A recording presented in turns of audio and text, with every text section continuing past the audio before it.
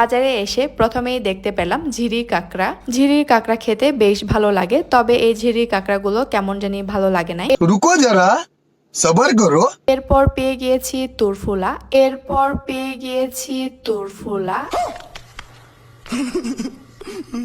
এই সিজনে তুরফুলা কোথায় থেকে পেয়েছে বুঝে উঠতে পারতেছিলাম না, তবে ওনাদের সাথে কথা বলে জানতে পারলাম ওনারা নাকি আজকেই সংগ্রহণ করে নিয়ে এসেছে। তুরফুলাগুলো আদা বক্স 100 টাকা করে বিক্রি করতেছিল। একে আগে আমি খেতাম না, কাঁচা থাকতে গন্ধ স্মেল আছে বলে, তবে একবার খেয়ে আমি এটার ফ্যান হয়ে গিয়েছি। খেতে এত মজা, এটা খেতে খুবই মজা। আলু দিয়ে যদি নাপি দিয়ে রান্না করি ঝাল ঝাল করে, আর কিছুই লাগে না মনে হয়।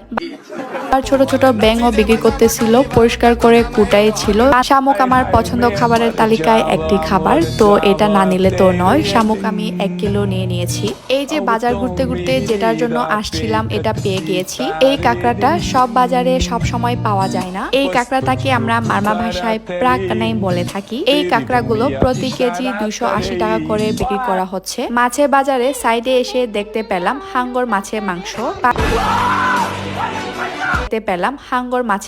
পাশে বিক্রি করা হচ্ছে অক্টোপাস।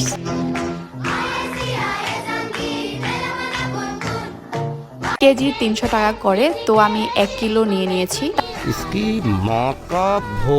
তার সাথে এখানে বিক্রি করা হচ্ছে কালা হরিং এর মাংস, সাথে সজারু মাংসও ছিল। আর এখানে বড় বড় সাইজে ব্যাঙও বিক্রি করতেছিল। এই বড় বড় ব্যাঙগুলো কেজি 350 বা 300 করে বিক্রি করা হচ্ছে। তার সাথে ওনারা ভালো করে কুতে দেখতে অনেক ভালো, তুমি অনেক কিউট।